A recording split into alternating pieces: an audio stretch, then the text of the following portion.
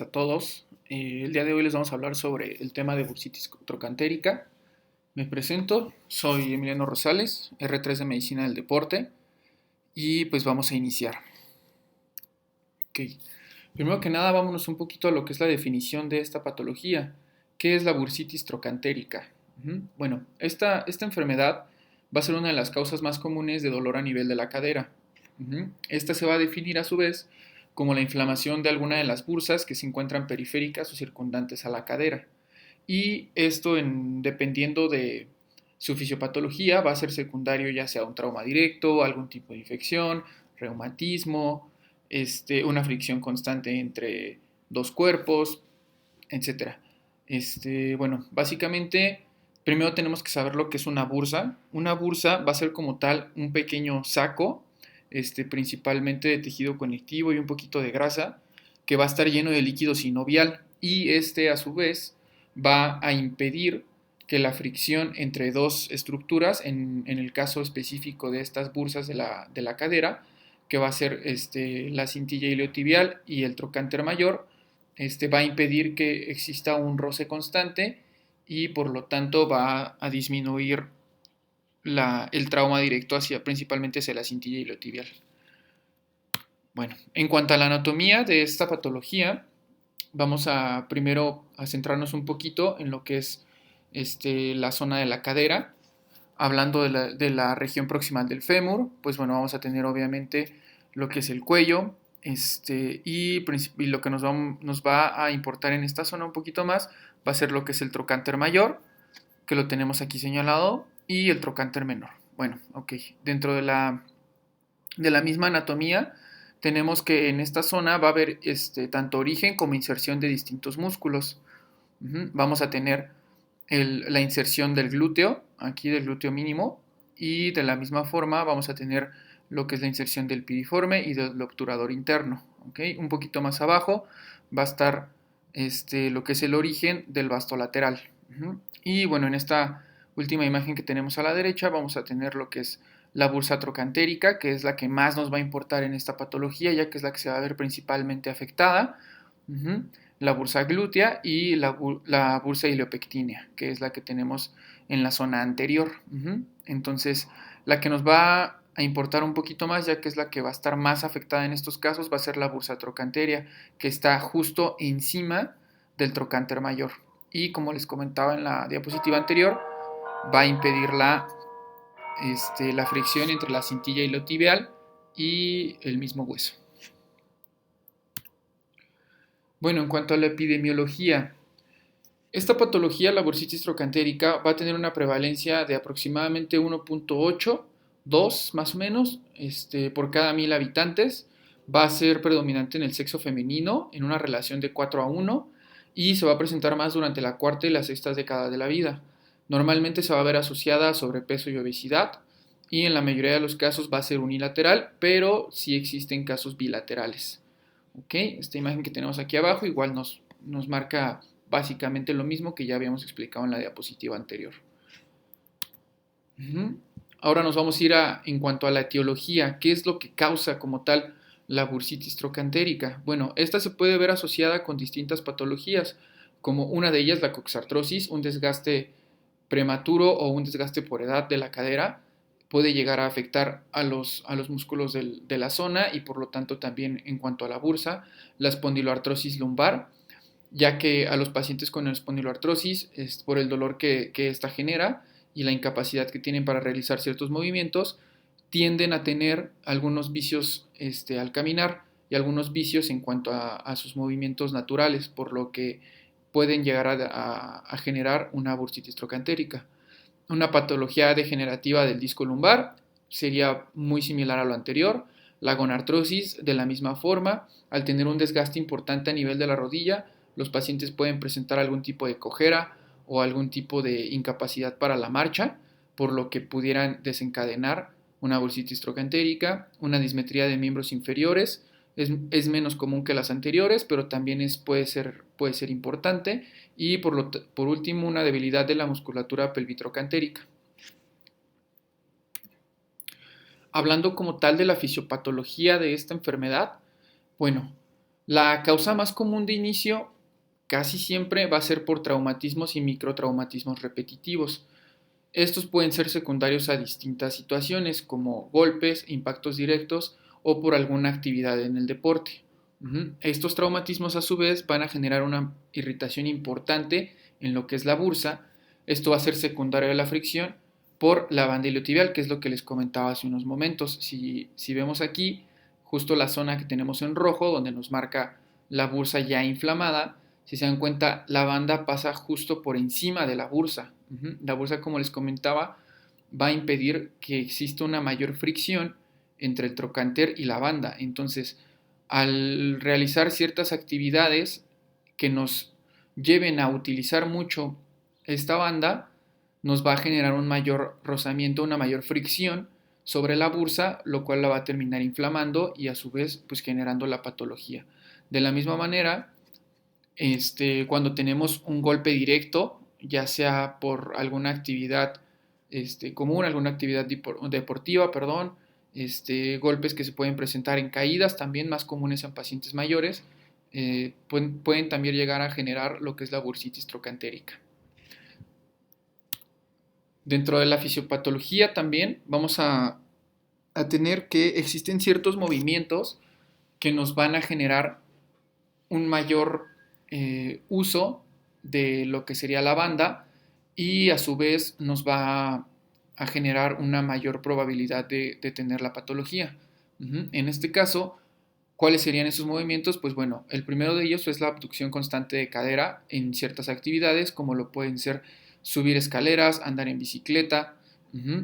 Podría a su vez generar lo que es la inflamación de la bursa, como ya les comentaba, y en algunas personas sedentarias o en algunas personas postradas, el estar mucho tiempo sentado en cierta posición o acostado, en este caso lo principal sería de lado o recargado hacia un lado, pues nos puede generar una mayor inflamación de la bursa.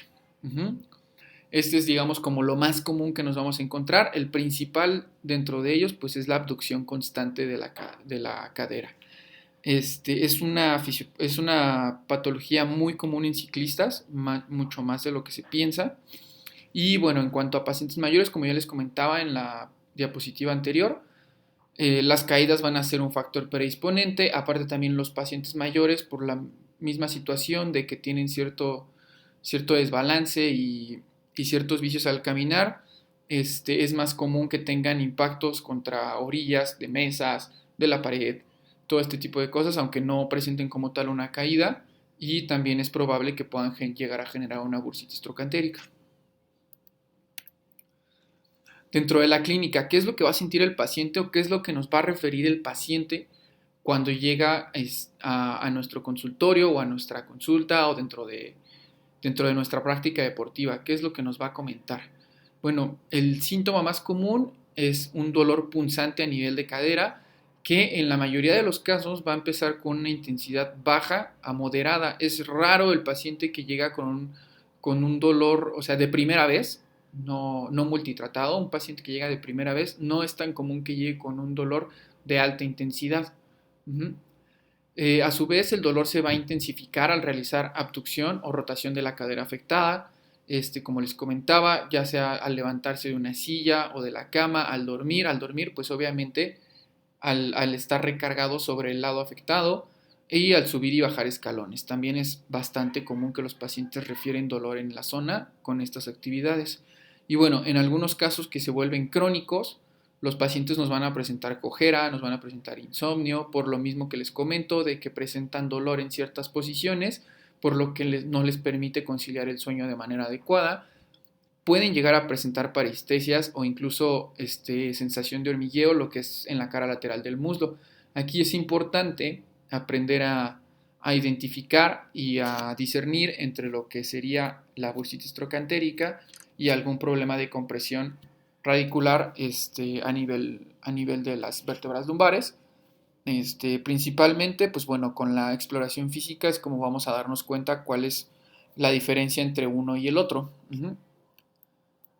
Bueno, igual, en cuanto a la exploración física, ¿qué es lo que nosotros tenemos que buscar o qué es lo que nosotros vamos a ver en los pacientes afectados por esta patología? Primero que nada, vamos No está presente como tal en todos los pacientes, no todos llegan con la inflamación tan evidente, pero sí los hay. Vamos a tener una inflamación a nivel de la cadera afectada, vamos a tener obviamente dolor a la palpación de la cadera a nivel de trocánter mayor, dolor a la exploración activa, principalmente como ya les comentaba con abducción y rotación externa de la cadera. Uh-huh. El mecanismo de abducción es el que más nos va a presentar este desencadenamiento del dolor, y bueno, es también el que principalmente nos va a hacer identificar si es la bursitis o si el problema viene de más arriba. Dolor a maniobras de estabilización de la pelvis, como pararse en una pierna. También los pacientes llegan a presentar dolor. Esto es por el uso, como les comentaba, de la banda. Entonces se va a ver una compresión ahí a nivel de la bursa. Tenemos que, como les comentaba, identificar si pudiera ser una radiculopatía. En este caso, los pacientes pueden llegar a presentar una pseudo radiculopatía con los síntomas que les comentaba en la diapositiva anterior. Y bueno, por último podemos utilizar el test de Patrick-Faberé, el cual les voy a mostrar aquí adelante, que es este que tenemos aquí. Bueno, en este test lo que le vamos a pedir al paciente es que va a flexionar la rodilla y la va a poner por encima de la rodilla contralateral.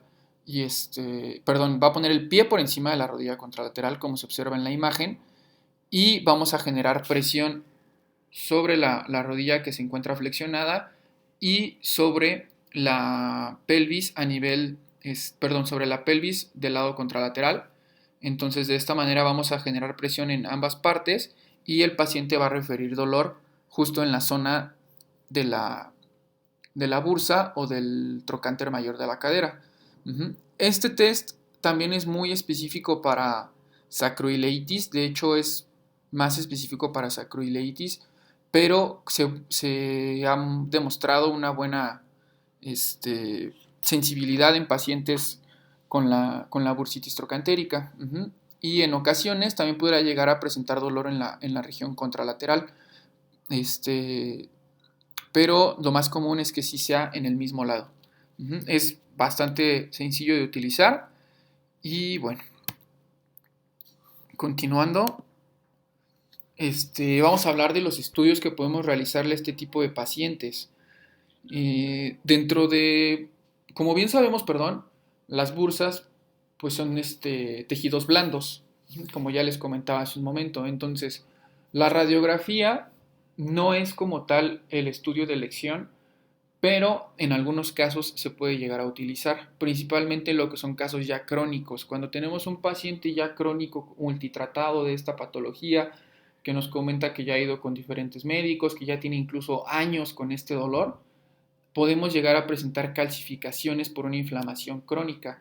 Y también podemos pedir la radiografía, principalmente, ¿por qué? Porque pues si es un paciente que se cayó, un paciente de la tercera edad, que el mecanismo de lesión fue una caída o un golpe directo o una rotación, que las rotaciones generan fracturas a nivel de la cadera, debemos de pedir la radiografía para descartar la fractura. Y como les comentaba, podemos llegar a observar calcificaciones de la bursa. Aquí se ve muy, muy, muy claro cómo está calcificada la bursa, principalmente esta que es la que les comento, que es la de mayor relevancia. Incluso se alcanza a ver la banda. No sé si la alcanzan a ver aquí en esta parte. Espero que se vea mi cursor. Justo por debajo de la bursa, que está muy bien delimitada, se alcanza a ver la banda que va a pasar por encima. Y entonces, este caso, como les comentaba, no es tan común, es lo menos común de hecho, pero bueno, es importante saberlo para también si en algún momento nos llega un paciente con una imagen de este tipo, sepamos lo que estamos viendo, ¿ok? Aunque no estemos buscando específicamente esta patología. Posteriormente, el siguiente estudio, y que es el de elección, el de primera elección más bien, es el ultrasonido musculoesquelético. Bueno, en este vamos a observar principalmente lo que es la bursa. La bursa se va a ver muy, muy clara. Aquí, si ustedes lo alcanzan a ver, tenemos la zona del trocánter. De hecho, aquí nos lo marca la misma imagen, que es la bursa trochanteria derecha. Y bueno, aquí podemos ver la zona de la imagen. Si ustedes se dan cuenta, está muy bien delimitada. Se ve perfectamente esta bursa, está muy bonita esta imagen. Y si se dan cuenta ustedes, hacia acá va el tendón de la banda. ¿Cómo sabemos que es tendón? Por las fibras que presenta. Está un poquito más hiperecoico, lo cual nos hablaría de que estamos viendo un tendón, y hacia esta zona pues sería un poquito más lo que es el músculo. Si se dan cuenta, no tiene las fibras tan marcadas como en el tendón, pero bueno, la imagen está muy bonita. Y de la misma forma, esta imagen me gustó bastante porque podemos observar igual de la misma forma lo que es la banda y por debajo el glúteo medio. Igual aquí está la bursa muy bien delimitada, un poquito más pequeña, no tan inflamada como en la anterior que les mostré. Y bueno, lo que podemos observar, como les comentaba, va a ser líquido alrededor de la bursa, así como un engrosamiento de la pared de la misma. En este caso, esta bursa que tenemos aquí sí está ligeramente inflamada, y si ustedes la observan, se ve un poquito más hipoecoica, no al grado de estar anecoica, pero sí un poquito más hipoecoica, lo que nos hablaría de que existe líquido en esta zona. Principalmente aquí, en este punto, si ustedes alcanzan a ver, esta zona sí está casi anecoica, entonces nos hablaría de que hay líquido en esta parte, pues nos hablaría de una inflamación. Ok, el siguiente estudio, que pues obviamente es el que mejor imagen nos va a dar, y también tomando en cuenta que el ultrasonido pues es un estudio operador dependiente. Ajá, entonces este estudio pues es la resonancia magnética nuclear específico para tejidos blandos, donde podemos observar de manera muy bonita lo que es la bursa, principalmente lo que sería en esta zona donde tenemos está marcado por las flechas. Se ve muy bien todo lo que es la bursa, se ve inflamada. ¿Por qué? Porque en este caso, en esta bueno, más bien en este corte y en esta fase de la resonancia magnética, el líquido toma un color blanco o brillante, más bien que de manera adecuada tendríamos que llamarlo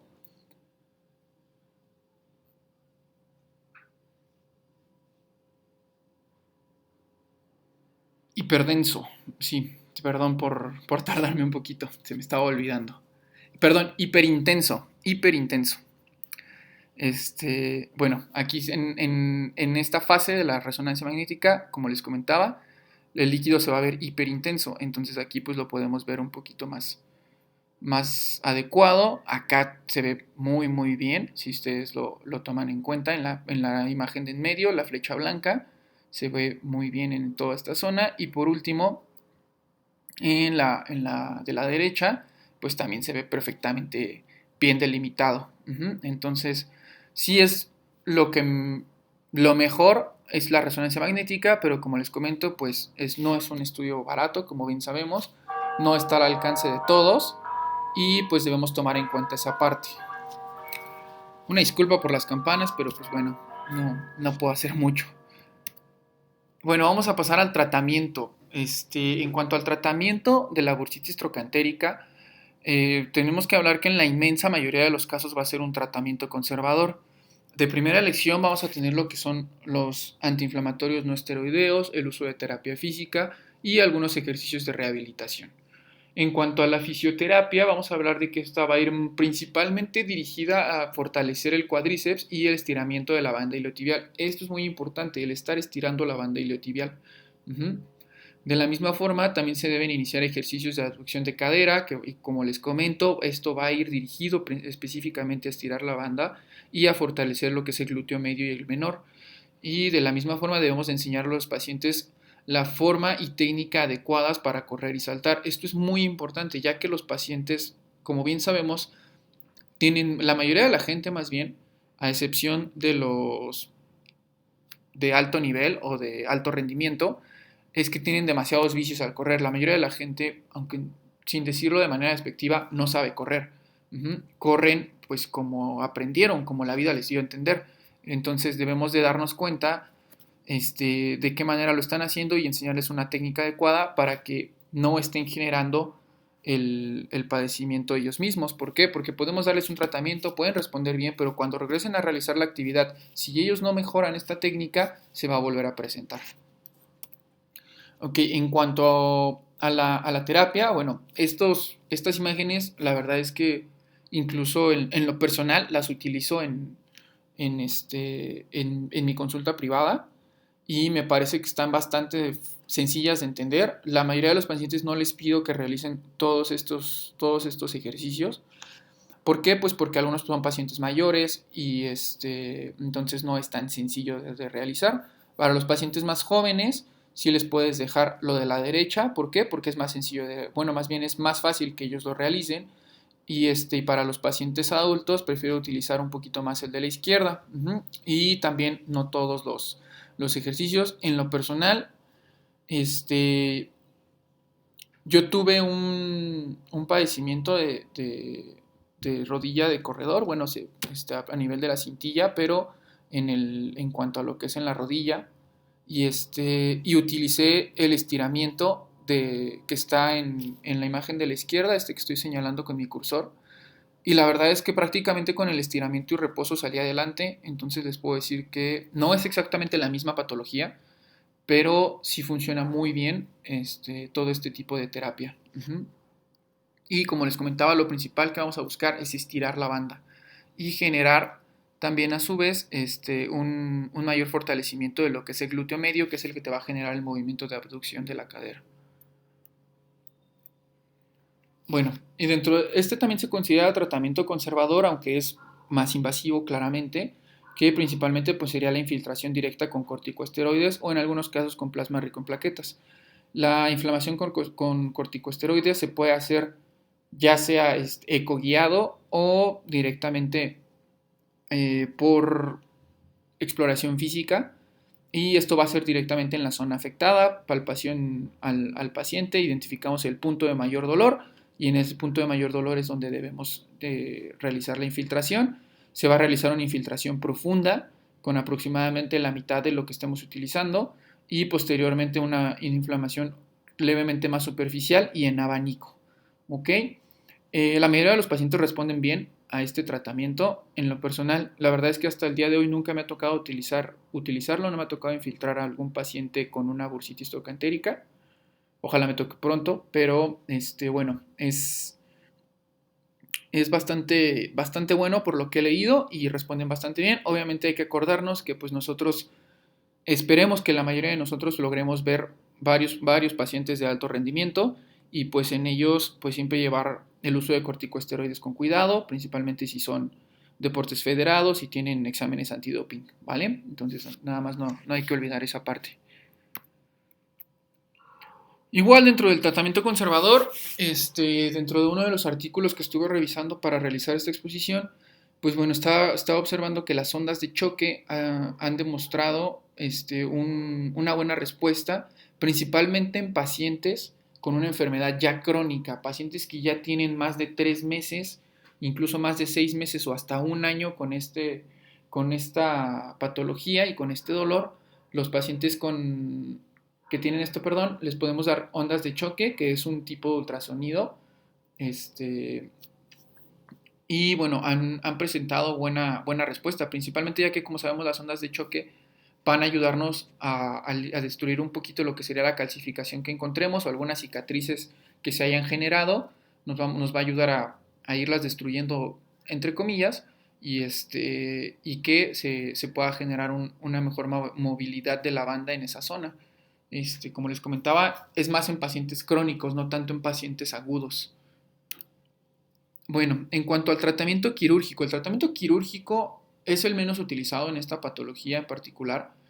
Y bueno, en este caso, pues lo vamos a utilizar más en pacientes con mucha recidiva, que ya utilizamos prácticamente todos los tratamientos, ya utilizamos antiinflamatorio, ya utilizamos terapia física, ya utilizamos infiltración directa, ya utilizamos en algunos casos hasta ondas de choque y pues resulta que los pacientes no responden a nada.